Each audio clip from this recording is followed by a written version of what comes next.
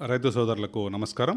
ఇవాల్టి కిసాన్ వాణి కార్యక్రమంలో పొదిలి మండల వ్యవసాయ అధికారి దేవిరెడ్డి శ్రీనివాసులు గారి దగ్గర ఉన్నాం.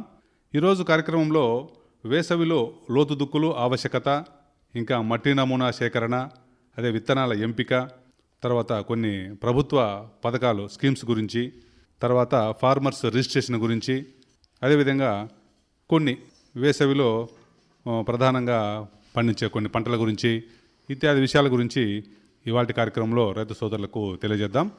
నమస్కారం సార్, శ్రీనివాసులు సార్. నమస్కారం సార్. సార్, ముఖ్యంగా ఇవాళ కార్యక్రమంలో మరి వేసవిలో లోతు దుక్కులు ఆవశ్యకత గురించి ముందుగా రైతు సోదరులకు తెలియజేయండి సార్. నూతనంగా ఏర్పాటు చేసినటువంటి మార్కాపురం జిల్లాలో ఉన్నటువంటి రైతు సోదరులందరికీ నమస్కారాలు. ముఖ్యంగా మీరు అడిగినట్టుగా ఈ వేసవి కాలంలో అంటే నెక్స్ట్ 2026కు సంబంధించినటువంటి ఖరీఫ్ మొదలు కాబోతుంది.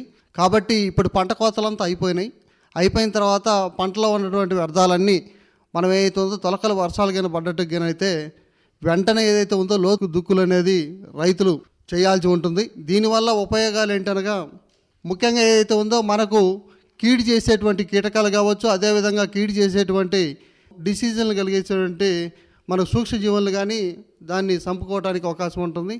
దీనివల్ల ఏంటంటే భూమిలో ఉన్నటువంటి ఏదైతే ఉందో శత్రు పురుగులను మనం నశింపజేయాలంటే లోతు దుక్కులు అనేవి ముఖ్యంగా ఇంపార్టెంట్. కాబట్టి పంట ఏమి వేయబోతున్నాం కాబట్టి దానికి తగ్గట్టుగా ఏదైతే ఉందో లోతు దుక్కులు అనేవి చేసుకోవటం వల్ల భూమిలో ఉన్నటువంటి అయితే క్రిమికీటకాలు ఏదైతే ఉందో మనకు ఉన్నటువంటి పీపా దశలో ఉన్నటువంటి కావచ్చు, అదేవిధంగా హాని చేసేటువంటి పురుగులు అనేవి పూర్తి స్థాయిలో నిర్మూలించుకోవడం జరుగుతుంది. ఎందుకంటే ఎండల తీవ్రత ఎక్కువ ఉండటం వల్ల వాటి యొక్క గుడ్లు కానీ అదేవిధంగా పీపాలు కానీ ఇటువంటి ఏవైతే ఉన్నాయో ఇవన్నీ పూర్తిగా నశించబడతాయి. కాబట్టి నెక్స్ట్ వేసేటువంటి క్రాప్కి ఎలాంటి ఇబ్బంది లేకుండా ఈ విధంగా లోతు దుక్కులు చేసుకుంటే నెక్స్ట్ పంటకు మనకు అనుకూలంగా ఉంటుంది. కాబట్టి క్రిమికీటకాలను కొంతవరకు తగ్గించుకోవడానికి అవకాశం ఉంటుంది. కాబట్టి రైతు సోదరులందరూ ఈ వేసవిలో లోతుగా దుక్కులు దున్నుకోవటం వల్ల మనకు మంచి ఉపయోగాలు ఉన్నాయి. ఓకే సార్, బాగుంది. వేసవిలో లోతు దుక్కుల ఆవశ్యకత గురించి రైతు సోదరులకు ముందుగా విషయాలు తెలియజేశారు. మరి ఈ సందర్భంగా మట్టి నమూనా సేకరణ గురించిన విషయాలు కూడా రైతు సోదరులకు తెలియజేయండి సార్. ఇప్పుడే మనం చెప్పుకున్నట్టుగా ఈ లోతు దుక్కులు ఏ విధంగా ఆవశ్యకత ఉందో అదేవిధంగా మట్టిలో ఉన్నటువంటి పరీక్షలను కానీ మనము ప్రాధాన్యత తీసుకోవాలి. ఎందుకంటే మనం ఈ విధంగా ఏదైతే మనం రక్త పరీక్షలు ఏ విధంగా అయితే మనం చేయించుకుంటూ ఉన్నటువంటి మనకు ఉన్నటువంటి సమస్యను ఏ విధంగా తెలుసుకుంటున్నాం, అదేవిధంగా భూ పరీక్షలు కానీ చాలా ముఖ్యమైనటువంటిది. ఇది ముఖ్యంగా ఆంధ్రప్రదేశ్ ప్రభుత్వం ఏదైతే ఉందో ప్రతి ఏటా వేసవికాలం అయిపోయే సమయంలో పంటలు కోసిన తర్వాత ఖాళీగా ఉన్నటువంటి భూములలో మనం ఇవన్నీ సేకరిస్తూ ఉంటాం. కాబట్టి రైతు సోదరుల దగ్గరలో ఉన్నటువంటి రైతు కేంద్రాలకు వెళ్ళి అక్కడ ఉన్నటువంటి గ్రామ వ్యవసాయ సహాయకులను కలిసి వాళ్ళ భూమిలో ఉన్నటువంటి మట్టిని ఏ విధంగా సేకరించాలనేది కానీ అక్కడ ఉన్నటువంటి గ్రామ వ్యవసాయ సహాయకులు వాళ్ళ సూచనల మేరకు మనము ఆ భూమిలో ఉన్నటువంటి మట్టిని సేకరించి దాన్ని ల్యాబొరేటరీకి పంపించి అక్కడ ఉన్నటువంటి లోపాలు ఏదైతే ఉందో ముఖ్యంగా తెలుసుకొని దాన్ని బట్టి ఏదైతే ఉందో వాళ్ళు ఇచ్చినటువంటి విశ్లేషణ పత్రం ఆధారంగా మనం ఎరువులు కానీ యాజమాన్య పద్ధతులు కానీ పాటించి మనం వ్యవసాయం చేసినట్టుగైతే కొంతమేర ఏదైతే ఉందో రసాయనిక ఎరువులను తగ్గించుకోవచ్చు. అదేవిధంగా సేంద్రియ ఎరువులను కానీ ఎంత మోతాదులో వేయాలనే దాంతో మనము ఈ విశ్లేషణ పత్రం ద్వారా తెలుసుకొని దాని ప్రకారంగా మనము ఈ ఎరువులు కానీ వాడుకున్నట్లయితే కొంతమేర మనం పెట్టుబడిని తగ్గించుకోవచ్చు. అదేవిధంగా ఏదైతే ఉందో పంటల్లో కానీ దిగుబడి మరియు క్వాలిటీని కానీ పెంచుకోవడానికి అవకాశం ఉంది. కాబట్టి ముఖ్యంగా ఈ వేసవి కాలంలో ఖాళీగా ఉన్నటువంటి భూముల్లో ఖచ్చితంగా మనము ఈ భూసార పరీక్షలు అనేది రైతులు ముఖ్యంగా దీన్ని చేయించుకొని వాటి ఆధారంగా మనం ఎరువులు వాడుకోవాలని చెప్పేసి రైతు సోదరులందరినీ కోరుతా ఉన్నాం.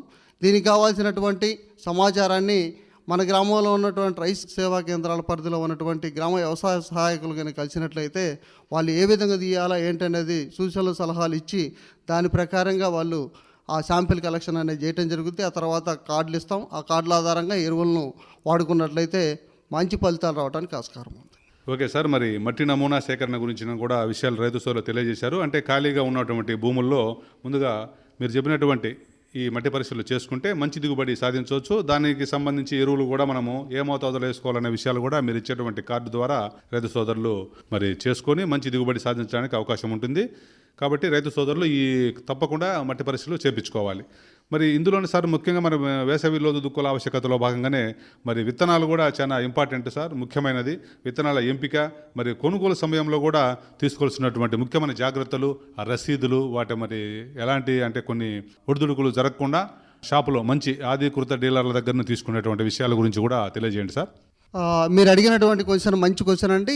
ఫస్ట్ ఏదైతే ఉందో బేసిక్ ఇన్పుట్ అంటారు. వ్యవసాయంలో ప్రధానంగా మనం తీసుకోవాల్సినటువంటి బేసిక్ ఇన్పుట్ అనేది ఏదైతే ఉందో విత్తనం మీద ఆధారపడి ఉంటుంది. ఈ విత్తనం అనేది ఏదైతే ఉందో దీన్ని బట్టేసే మనకు ఉన్నటువంటి దిగుబడి రావటం వచ్చు. అక్కడి నుంచి రైతు ఆశించేటువంటి లాభాలు కానీ అక్కడే మనకు ప్రాధాన్యత సంతరించుకుంటాయి. కాబట్టి ఈ సీడ్ విషయంలో మటుకు రైతు సోదరులందరూ ఏదైతే ఉందో ముఖ్యంగా మనకు కంది, తర్వాత మినుములు, అదేవిధంగా పెసలు ఇటువంటి పంటలు ఏదైతే ఉందో సాగు చేసేటప్పుడు ఏదైతే ఉందో మన వాళ్ళు చాలామంది రైతులు ఏదైతే ఉందో ఇంట్లో ఉన్నటువంటి రైతు వారికి కానీ విత్తనాలు సాగు చేస్తూ ఉంటారు. వాటిని పాత పద్ధతులు ఏదైతే ఉందో వాళ్ళు సాగు చేసినటువంటి పంటలనే సాగు చేస్తూ ఉంటారు. అది కానీ కొంతవరకు మంచి విత్తనాలు వాళ్ళు గ్రేడింగ్ చేసుకొని దాన్ని కానీ విత్తనం శుద్ధి చేసుకొని విత్తన శుద్ధి కానీ మనకి ఏదైతే తెగుళ్ళ మందులు అందుబాటులో ఉన్నాయి దాని ప్రకారంగా విత్తన శుద్ధి అనేది చేసుకోవాల్సి వచ్చింది. ముఖ్యంగా మనకు ఏదైతే ఉందో కంది తీసుకున్నాం అనుకోండి, కందిలోకి వచ్చేలేక ఎక్కువగా మనకు ఎండు తెగులు ప్రధానంగా ఆశించే అవకాశం ఉంటుంది. కాబట్టి రైతు సాగు చేసినటువంటి విత్తనాలనే మళ్ళా విత్తనానికి వాడుకునేటట్టుగానైతే దాన్ని విత్తన శుద్ధి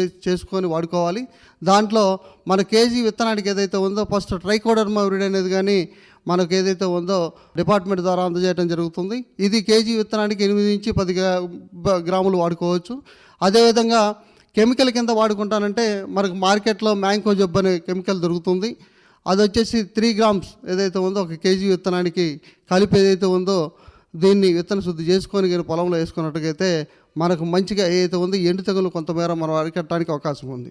కాబట్టి విత్తనాల ఎంపికలు ముఖ్యంగా ఏదైతే ఉందో మంచిగా దిగుబడిని ఇచ్చేటువంటి విత్తనాన్ని ఎంపిక చేసుకోవాలి. అది కానీ రకరకాల మార్కెట్లో అందుబాటులో ఉన్నటువంటి వెరైటీలు ఉన్నాయి. దీంట్లో గతంలో సాగు చేసినటువంటి రకాలు ఏదైతే ఉన్నాయో అవి ఎంతమాత్రం మనకు దిగుబడులు రావడం జరిగింది. వాటిని ఆధారంగా తర్వాత పోతే మన దగ్గరలో ఉన్నటువంటి రైతులు సాగు చేసినటువంటి విత్తనాలు కానీ ఒకసారి మనం తెలుసుకొని వాటిల్లో వచ్చినటువంటి మేలైన రకాల విత్తనాలు ఏదైతే ఉందో దాన్ని మనం ఒకసారి గుర్తుపెట్టుకొని అదే విత్తనాన్ని కానీ మనం సాగు చేసుకోవాలనుకుంటే మీకు తెలిసి అనుభవం ఉన్నటువంటి విత్తనాలని మనం సాగు చేసుకోవాలి. కొత్త రకం విత్తనాలు ఎక్కువ వస్తాయి దిగుబడులు అని చెప్పేసి ఆశకు పోయేసి రకరకాలు తీసుకొచ్చి మార్కెట్లో ఉన్న వేసినట్టుగా అయితే అక్కడ ఉన్నటువంటి వాతావరణం, అక్కడ ఉన్నటువంటి భూమి స్వభావం వీటితోటి కొంత దిగుబడులు తగ్గే ప్రమాదంగానే ఉంటుంది. కాబట్టి మన ఏరియాలో మన భూమికి సంబంధించినటువంటి మన వాతావరణానికి సంబంధించినటువంటివి అక్కడ పండినటువంటి ఏదైతే దిగుబడి ఆధారంగా తీసుకొని ఆ విత్తనాలకైనా మనం ఎన్నుకొని వేసుకున్నట్టుగైతే కొంతమేర మంచి ఫలితాలు రావడానికి ఆస్కారం ఉంది. అదేవిధంగా విత్తనాలు ముఖ్యంగా కొనుగోలు చేసే టైంలో కానీ అధికృత డీలర్ మీరు అన్నట్టుగా లైసెన్స్ కలిగినటువంటి ప్రభుత్వ లైసెన్స్ కలిగినటువంటి డీలర్ల దగ్గర మనం కొనుగోలు చేయాలి. కొనుగోలు చేసే టైంలో ఖచ్చితంగా బిల్ అనేది రసీదు అనేది తీసుకోవాలి. దాంట్లో ఇచ్చినటువంటి అన్ని పర్టికులర్స్ అన్నీ రాశారా లేదా అనేది కానీ చూసుకొని తర్వాత డీలరు మరియు రైతు సంతకంతో ఆ రసీదును దగ్గర పెట్టుకొని పంటకాలం పూర్తయ్యేంత వరకు అందుబాటులో ఉంచుకొని దాన్ని ఎప్పుడైనా సమస్యకైనా వచ్చినప్పుడు దాన్ని దగ్గరలో ఉన్నటువంటి వ్యవసాయ అధికారితో సంప్రదించి ఏదైనా దాంట్లో పొరపాట్లు జరిగినట్లయితే దాని ద్వారా వాళ్ళ మీద ఏదైతే ఉందో చర్యలు తీసుకోవడానికి అవకాశం ఉంటుంది. కాబట్టి వీలైనంత వరకు ఏదైతే ఉందో దళారుల నుంచి కొనుగోలు చేయటం కానీ దగ్గరలో ఉన్నటువంటి తెలిసిన వాళ్ళ ద్వారా ఏదైతే ఉందో విత్తనాలు కొనుగోలు చేయటం కానీ ఇది ప్రమాదం. కాబట్టి లైసెన్స్ కలిగినటువంటి డీలర్ దగ్గరనే కొనుగోలు చేయాలి. అదేవిధంగా ఖచ్చితంగా రసీదును ఏదైతే ఉందో దాన్ని తీసుకొని పంటకాలం పూర్తయ్యేంత వరకు అందుబాటులో ఉంచుకొని ఆ విధంగా సాగు చేసుకున్నట్లయితే రైతు ఎలాంటి ఇబ్బంది పడాల్సిన పరిస్థితి ఉండదు. డిపార్ట్మెంట్ అండగా ఉంటుంది. కాబట్టి ఆ సూచనల సలహాలు పాటించాలని చెప్పేసి రైతులను కోరుతా ఉన్నాను.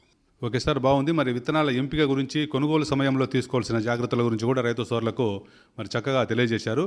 ఇందులోనే మరి ఇప్పుడు ఈ ఖరీఫ్ ఈ రబీ పూర్తయిన తర్వాత మరి ఈ వేసవి దుక్కులు అయిపోయిన తర్వాత మరి మట్టి నమూనా పరీక్షలు ఈ మొత్తం చేపించుకున్న తర్వాతనే మరి మనం కొన్ని పంటలు సాగు చేయడం జరుగుతుంది. అంటే కంది, అందులో కొన్ని అంతర పంటలు ఇలాంటి సాగు చేస్తున్నాం. వాటికి సంబంధించి రేపు రాబోయేటువంటి రోజులకు ఎలాంటి పంటలు వేసుకోవాలి, మరి ఏ మోతాదులు వేసుకోవాలి, ఎలాంటి జాగ్రత్తలు తీసుకోవాలనే విషయాలు కూడా తెలియజేయండి సార్. మీరు అడిగినట్టుగా మాకు పొదిలి మండలంలో తీసుకుంటే దాదాపు పశ్చిమ ప్రాంతంలో గత 4-5 సంవత్సరాల క్రితం చేసుకుంటూ వెళ్ళిపోతే ఈ మనకు అపరాల పంటలు ఎక్కువగా సాగు చేస్తూ ఉన్నారు. దీంట్లో ముఖ్యంగా పొదిలి అనేది మన మార్కాపురం కొత్త జిల్లాలో అధిక మొత్తం విస్తీర్ణంలో సాగులో ఉన్నది.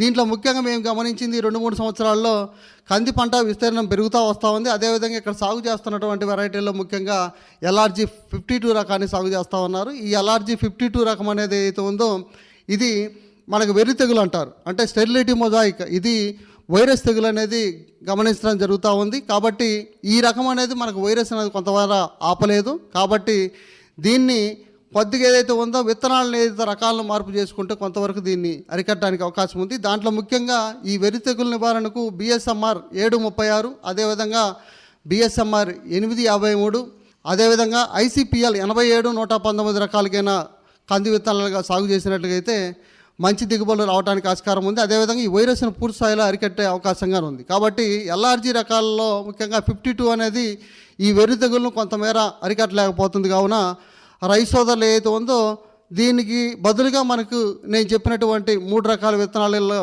ఏదో ఒకటికైనా సాగు చేసినట్టుగైతే కొంతమేర అరికట్టడానికి అవకాశం ఉంది. అదేవిధంగా కందిలో కానీ మేము చెప్పేది ఏంటంటే ఇప్పుడు ప్రధాన పంటను మనం కంది వేసుకున్నప్పుడు ఏదైతే ఉందో దీంట్లో మనకు 6 నెలలు పంటకాలం అనేది కంది అనేది ఉంటుంది. ఆ తర్వాత ఏదైతే ఉందో దీంట్లో ఒక 3 నెలలకు అంతర పంటలు కానీ సాగు చేసుకోవడానికి అవకాశం ఉంది. మా పొద్దుల ప్రాంతం ఏరియాలో కందిలో ఎక్కువగా మనకు సజ్జ అనేది 1:1లో అంటే ఒకసారి కంది వేస్తారు, ఒకసారి సజ్జ వేసేసి ఇది 3 నెలల మనకు పంట అనేది చేతికి వస్తుంది సజ్జ. ఆ సజ్జ కానీ రేటు బాగుంటే మంచి రైతుకు కానీ అయితే ఉందో 8 నుంచి 10 క్వింటాలు దగ్గరగా మనకు పూర్తిగా సజ్జ అయితే వస్తూ ఉంది. ఇప్పుడు అంతర్ పంటకు వేసినప్పుడు 5 క్వింటాల మేర 5 నుంచి 6 క్వింటాలు సజ్జ పంట అయితే వస్తూ ఉంది. ఇది ముందుగా కటింగ్ చేసుకోవచ్చు. తర్వాత పోతే ఏదైతే ఉందో 90 రోజులకు పంట చేతికి వచ్చేసి ఆయన పెట్టినటువంటి పెట్టుబడులు మధ్యలో కొంతమేర తీర్చుకోవడానికి అవకాశం ఉంటుంది. కాబట్టి నేను చెప్పేది ఏంటంటే రైతు సోదరులకు కంది ఒక్కటే పంట వేయకుండా అంతర పంటకు ఏదైతే ఉందో తక్కువ కాల పరిమితి ఉన్నటువంటి సజ్జ లేదా జొన్న ఈ పంటలను సాగు చేసినట్లయితే రైతు కొంతమేర ఏదైతే ఉందో ఈ పెట్టుబడులకు ఆ అంతర పంట ద్వారా ఏదైతే ఉందో ఫస్ట్ క్రాప్ మనకు ఈ 3 నెలల పంట కింద సజ్జ కానీ లేకపోతే జొన్న కానీ సాగు చేసినప్పుడు దాని ద్వారా కొంత ఏదైతే ఉందో ఆయన పెట్టుబడుల ఖర్చుల కింద దానికి ఉపయోగపడే అవకాశం ఉంది. కాబట్టి వీలైనంత వరకు ఆ విధంగా చేసుకోవచ్చు. అదేవిధంగా ఏంటంటే అంతర పంటలు వేసినప్పుడు కానీ ఇప్పుడు నేను చెప్పినట్టుగా కొంత తెగుళ్ళను కానీ అరికట్టడానికి అవకాశం ఉంటుంది. ఎందుకంటే ఒకే పంట వేసినప్పుడు దాని తీవ్రత ఎక్కువగా ఉంటుంది. 2 పంటలు వేసినప్పుడు ఏదైతే ఉందో ఈ డిసీజెస్ కానీ తర్వాత తెగుళ్ళు పురుగులు కానీ కొంతమేర తగ్గడానికి కానీ అవకాశం ఉంటుంది. అదేవిధంగా 2 పంటల మీద ఏదైతే ఉందో రైతుకు కానీ కొద్దిగా దిగుబడి రావటం ఉంటుంది. అదేవిధంగా ఏదైతే 2 పంటల మీద కొంత లాభదాయకంగానే ఉంటుందని చెప్పేసి రైతు సోదరులందరికీ తెలియజేస్తున్నాం. వీలైనంత వరకు మనము ఈ 2 పంటలు వేసేటట్టుగా రైతులందరూ కొద్దిగా శ్రద్ధ చూసినట్టుగైతే అధిక దిగుబడులు కానీ పొందవచ్చు. కాబట్టి దీన్ని కానీ ప్రతి రైతు సోదరుడు పాటిస్తారని చెప్పేసి కోరుకుంటున్నాను. ఓకే సార్, బాగుంది. మరి ఈ వేసవి అనంతరం వేసేటువంటి పంటల్లో మరి మన ప్రాంతానికి సంబంధించి ఈ పొదిలి ప్రాంతానికి సంబంధించి మరి కంది ఎక్కువ సాగు చేస్తున్నారు. విస్తీర్ణం కూడా సంవత్సరం పెరుగుతుందంటున్నారు. అంతర పంటల గురించి కూడా కందిలో జొన్న సజ్జ గురించి కూడా అంతర పంటలకు వేసుకోవచ్చు. మరి ఈ పంట మార్పిడి విధానం ద్వారా అయితేనేమి అంతర పంటల ద్వారా అయితేనేమి చాలా మంచి జరుగుతుంది. రైతులకు దీన్ని పాటించాలని చెప్పడం జరిగింది. బాగుంది సార్. మరి మీరు ఇప్పుడు పెట్టుబడి సాయం కింద కొంత అవసరం వస్తుంది రైతులకు. ఇప్పుడు మీరు చెప్పిన దిగుబడులు రావడానికి మరి కొంత 2 పంటలు వేసుకుంటే రైతు ఒక దాంట్లో దెబ్బతిన్నా ఇంకో దాంట్లో మంచి అవకాశం ఉంటుందనే మీరు ఇప్పుడు అంతర పంటల గురించి చెప్పారు.